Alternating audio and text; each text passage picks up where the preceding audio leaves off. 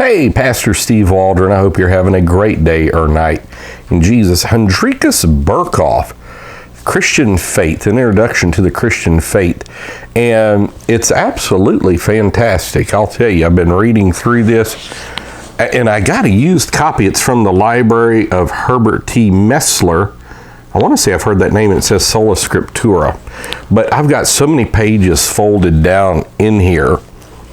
But one of the things about Berkhof, very eminent theologian, and this is well over 500 pages, is he seemed to have quite the oneness view of God, maybe even had somewhat, in a sense, Acts 2:38 type understanding of salvation. Won't go into all that. But that happens a lot, like Hans Kung. Has a very similar view of God, as does Karl Rahner, one of the top Jesuit theologians. So let me go into some of the things he gets into here. This is just from the introduction. The prolegomena, the religion, faith, Christian faith, study of the Christian faith, motives and essence, studying the Christian faith, reach and limits. Now, I will say one thing I appreciate about a book like this, he's got a wide range from Calvin to Melanchthon to Karl Barth to others of things. So then he goes into the revelation. And so internal prolegomena, revelation, phenomenological and theological, the earthly character of revelation, revelation and hiddenness, the duality of revelation, word and spirit, revelation is history, symbolic language of revelation, on and on. Then he goes into God, holy love, the defenseless superior power, changeable faithfulness, God is creator, the world is createdness, guilt and faith, preservation of the world, Israel, in the Old Testament, New Testament, Jesus, the Son, search for the historical Jesus.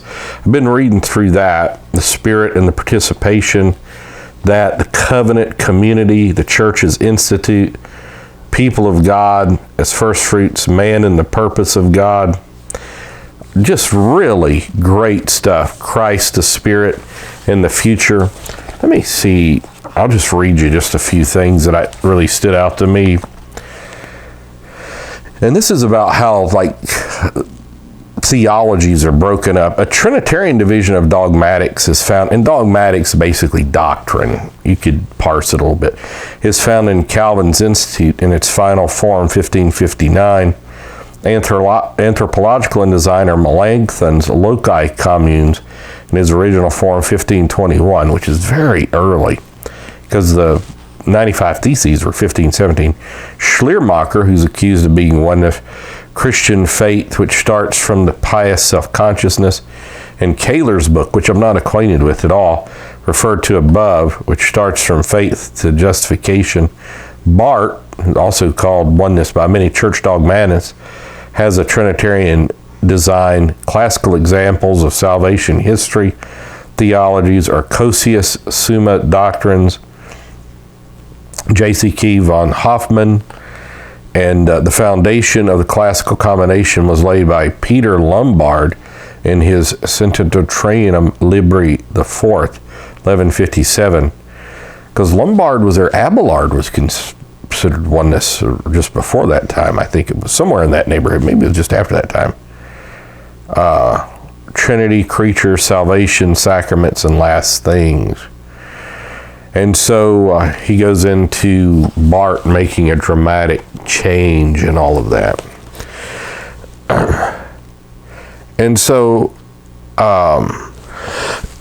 excuse me, he goes in, if Jesus had reached the goal for himself, and in that is our representation, it's hard to imagine that the fruit of his representation would only be future. His session at God's right hand, this man's covenant bond with God, would then have no effect for the present.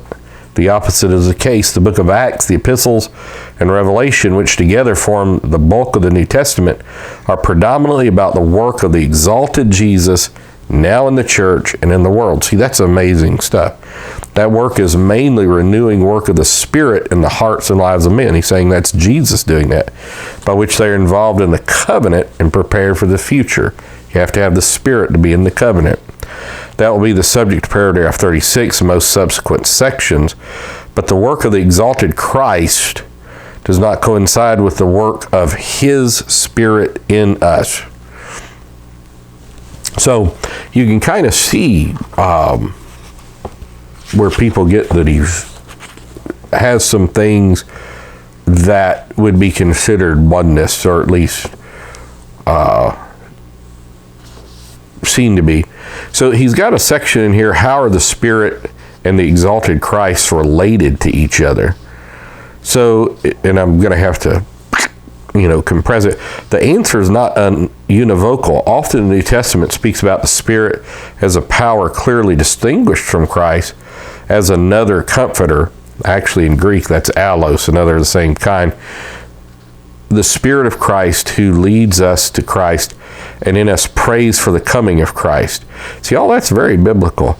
But the work of the Spirit is also frequently presented as the work of the exalted Christ Himself. I am with you always. Now the Lord is the Spirit. In the resurrection, He becomes a life-giving Spirit and does not leave us orphans or orphanos, but comes to us.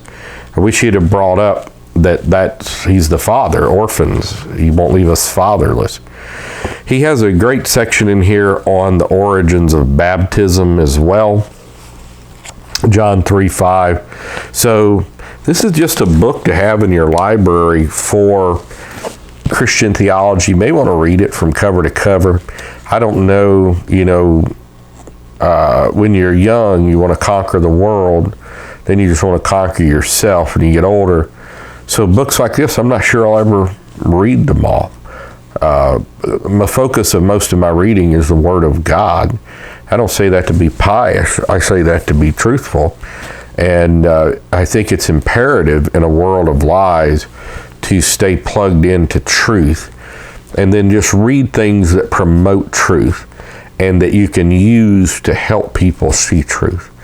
So, Christian Faith, Introduction to the Study of the Faith by Hendrikus, Berkhof, Erdmans. God bless. Love you. See you later. Bye-bye.